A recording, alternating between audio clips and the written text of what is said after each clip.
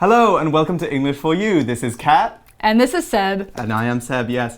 And today we are still talking about Anne Frank's diary. So what happened a little bit in the first day of our article? Well, we were talking about books that changed the world, and we said that Anne Frank, her diary actually changed the world. But how did it get started? Well, she started writing it on her 13th birthday. Right. Because I guess she got it as a birthday present. But it seems like not everything was great. Her family was going through a very tough time. They were. Germany had just invaded the Netherlands. That was Nazi Germany, because this was taking place during World War II.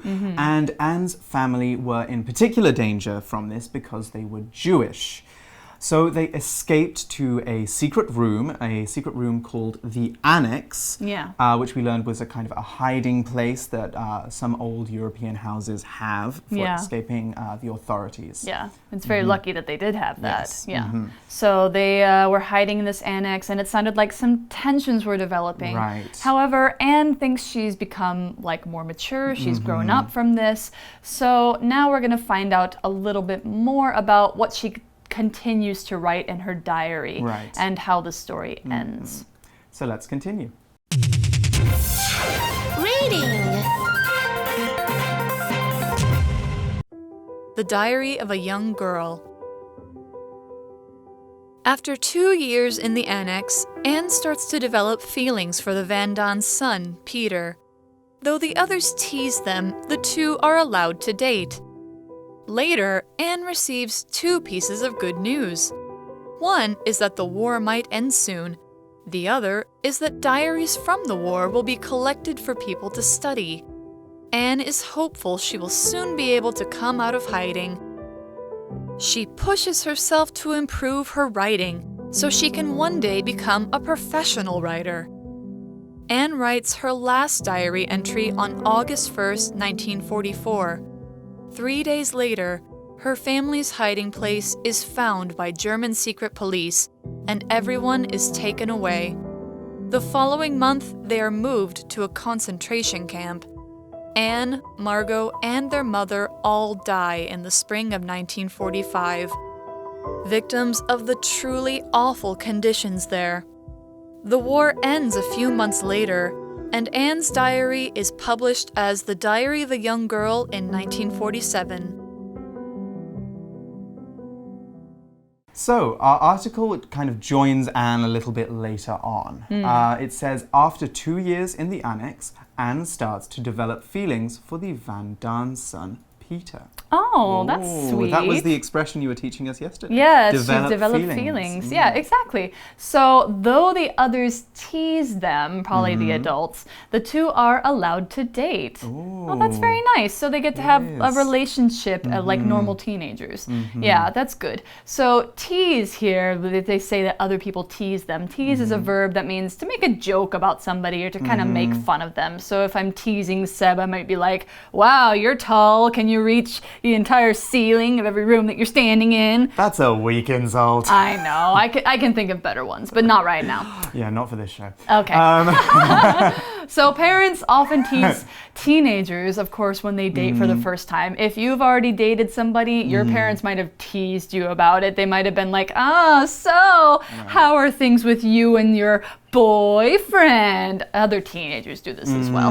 And teasing can be friendly or it could be mean. It depends on who's doing it and how the person being teased feels about it. Yes. And the intention. Yeah. So also, if you want to say another word for teasing, you could say making fun of somebody or taunting them, which is like a little bit meaner way of teasing somebody. Yeah, it's not really affectionate, not really nice. Or goading. Goading is also a kind of a mean way of teasing. But we're talking about nice teasing here because Anne's family and Peter's family, they care about them. They just wanna make fun of them a little bit and make them feel embarrassed.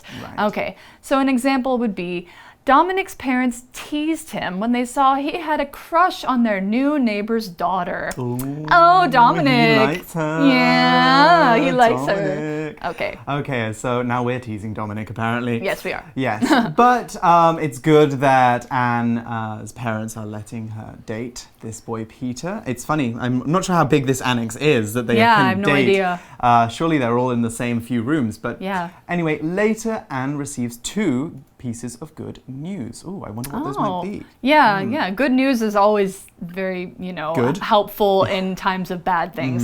All right. So one is that the war might end soon. Yes.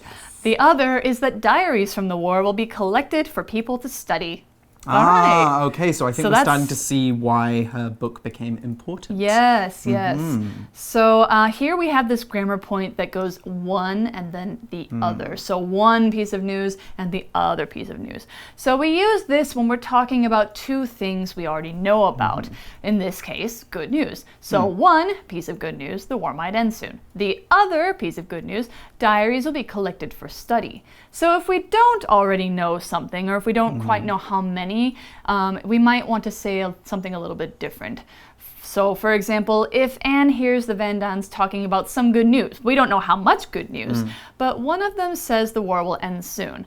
Another says diaries will be collected. If they have a third piece of good news, they'll say yet another says they can leave the secret annex, something like that.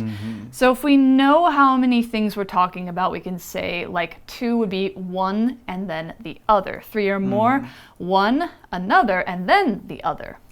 Or if it's unknown, we could say one thing, another thing, and still or yet another thing. Yeah, so these are all ways of talking about several different things that are in the same group. Creating a list of lots of different things. Yes.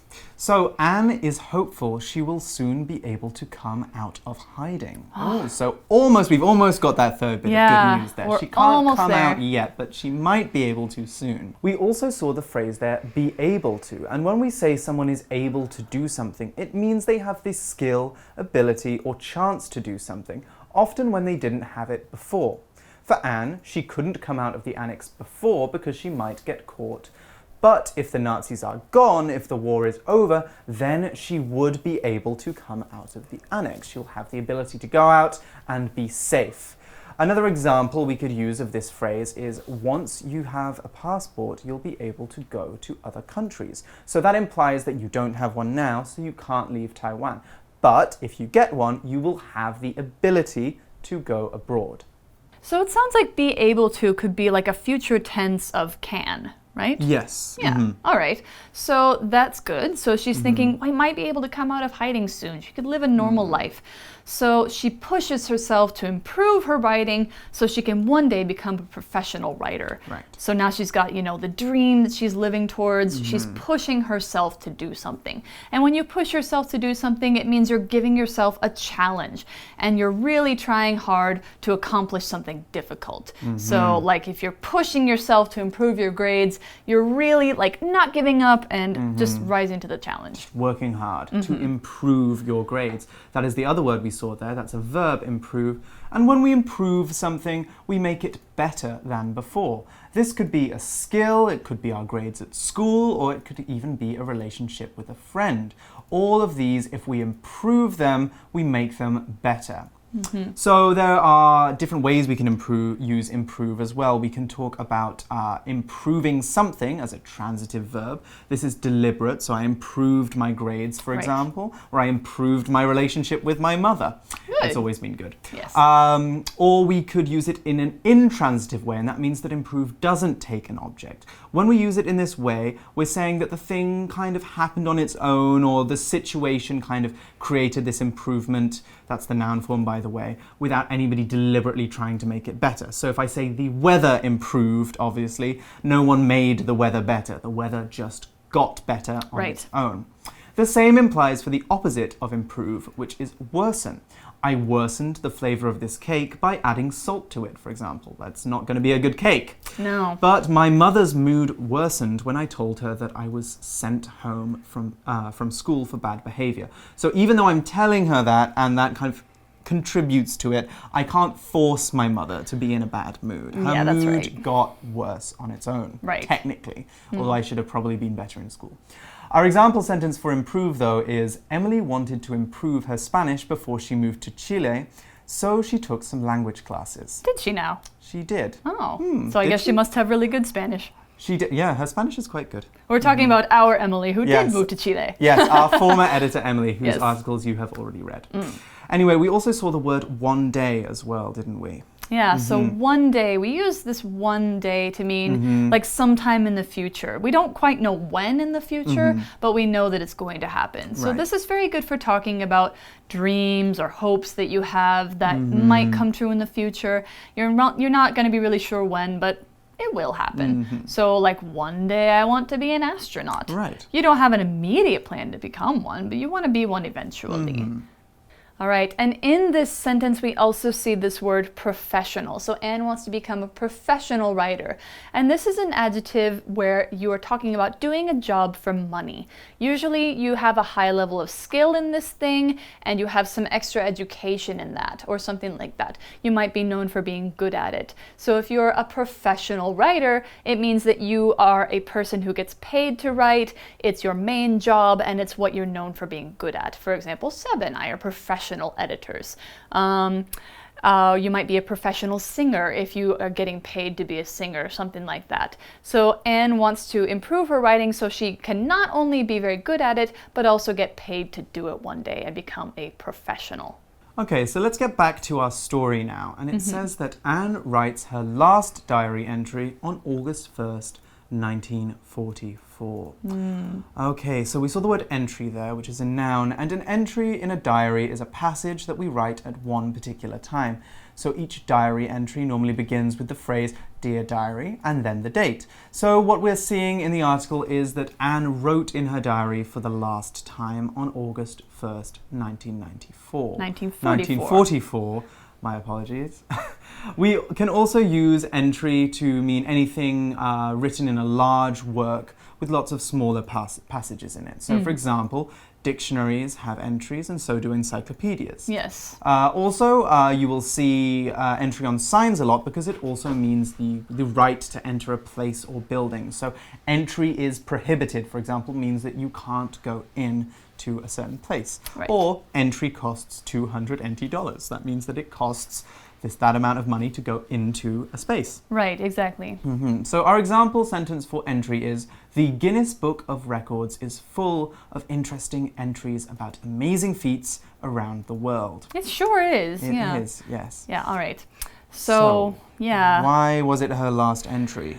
Well, for a very unfortunate reason. I mean, as many of you might know, the war did not end until 1945. Right. So the fact that she wrote her last entry in 1944 suggests that her diary, she didn't continue to write in her diary for the rest of the war. And the reason is 3 days later, her family's hiding place is found by German secret police and everyone is taken away. Right. So...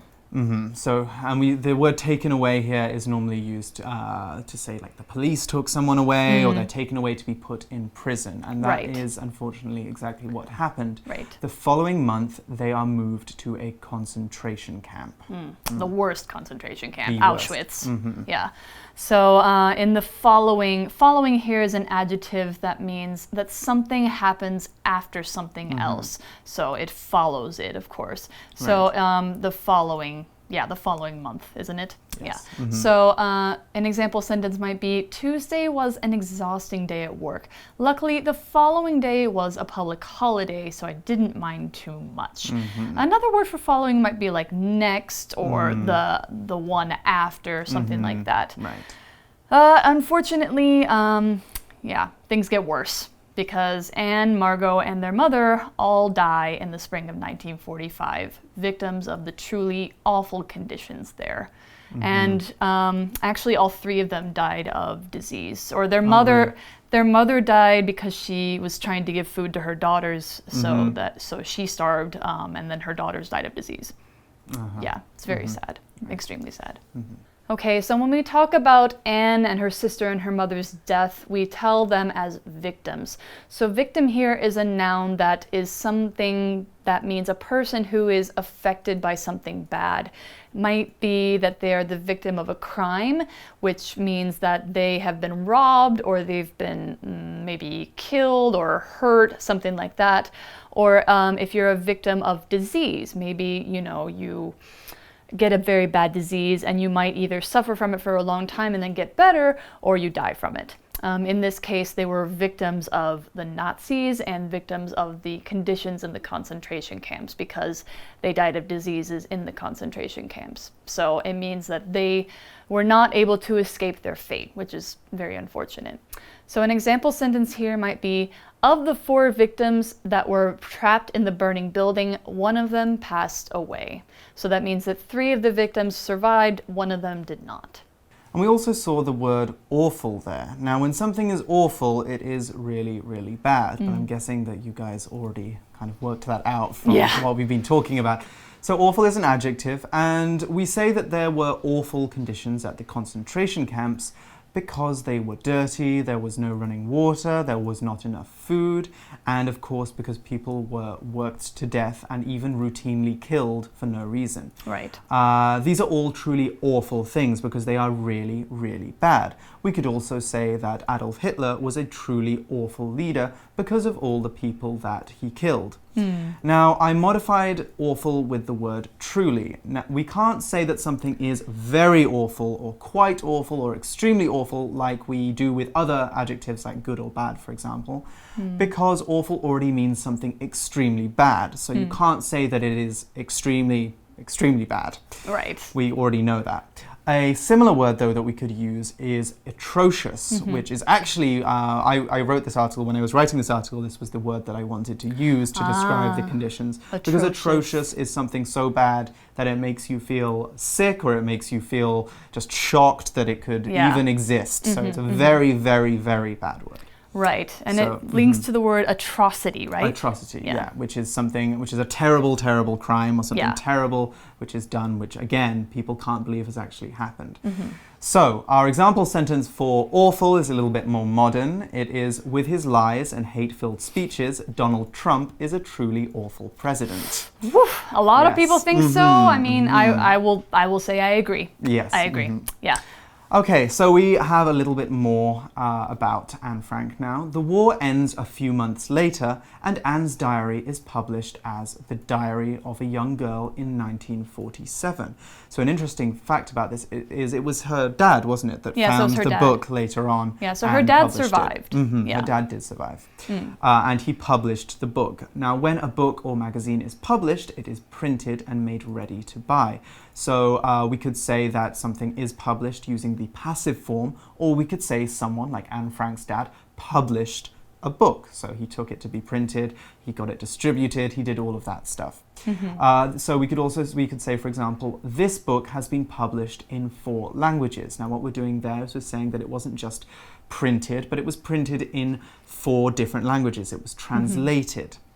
Or we could say that this book was originally published in a magazine. Yeah, there's lots of authors who do that, who will publish their book chapter by chapter in a magazine. Yes. All right, so we are at the end of our second day's article. Unfortunately, it's not a happy ending for Anne, but we are going to continue to talk about her story and what it means for us today in day 3. But right now, we're going to go to our For You chat.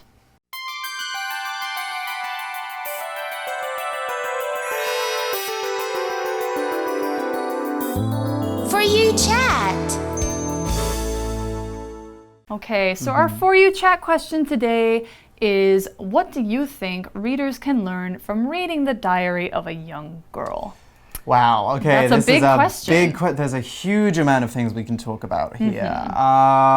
Just off the top of my head, there's the historical importance of the book. We learn a lot about history, about wars and events in class, but it's not very often that you actually get to understand what something was like from the perspective of somebody who was living in it. So we can know the Holocaust was a terrible thing, lots of people died, but do we really understand how it would have felt to have been a victim of, you know, the discrimination against Jewish people, of Nazi rule of the Netherlands? Right.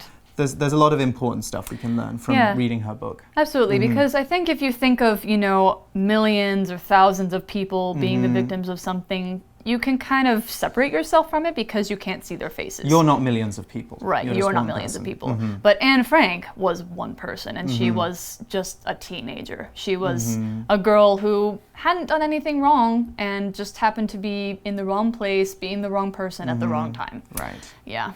And I think another very important thing that we can learn from this book is what it is like to be on the receiving end of hate speech, of discrimination, because Anne Frank is Jewish. Yes. And we know that during this time, Nazi Germany treated Jews as scapegoats. Scapegoat is somebody that you blame for everything. Yep. So unfortunately, there are still some people out there today, there are still even some governments who use scapegoats and pin a lot of blame or create an image of certain people from different religions or different races as being worse than everyone else. So we can kind of learn why this is so bad, why it is so awful to treat other people like this from Anne Frank's diary. Yeah. So those are just those are just two things, and there's a lot more that we can talk about. Or a lot more that you can talk about too. You can probably talk about this book and like what you could learn from it for maybe hours. I don't know. Yes. But we're going to go ahead and go see you in day 3 because we are done with day 2. I'm Kat. I'm Seb. And we'll see you tomorrow. The Diary of a Young Girl. After 2 years in the annex, Anne starts to develop feelings for the Van Don's son, Peter. Though the others tease them, the two are allowed to date. Later, Anne receives 2 pieces of good news. One is that the war might end soon. The other is that diaries from the war will be collected for people to study. Anne is hopeful she will soon be able to come out of hiding. She pushes herself to improve her writing so she can one day become a professional writer. Anne writes her last diary entry on August 1st, 1944. 3 days later, her family's hiding place is found by German secret police, and everyone is taken away. The following month, they are moved to a concentration camp. Anne, Margot, and their mother all die in the spring of 1945, victims of the truly awful conditions there. The war ends a few months later, and Anne's diary is published as The Diary of a Young Girl in 1947.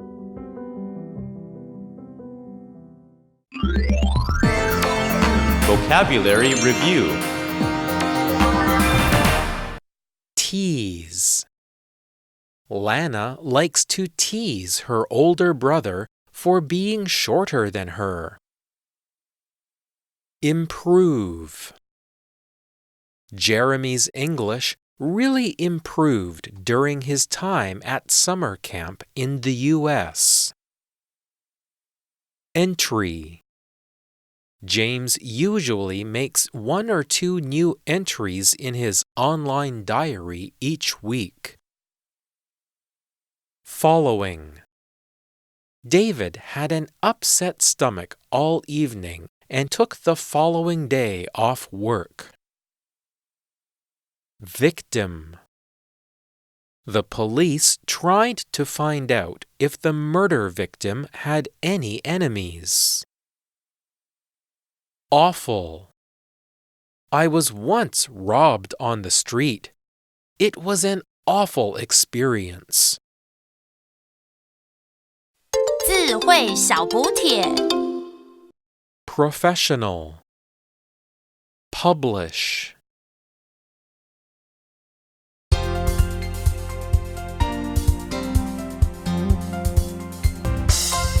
以上节目是由活用空中美语制作。活用空中美语杂志，请洽询全国各大书店。如欲索取试听教材，请来电02-2364-4000 02-2364-4000，或上网查询，网址是 www.english4u.net www.english4u.net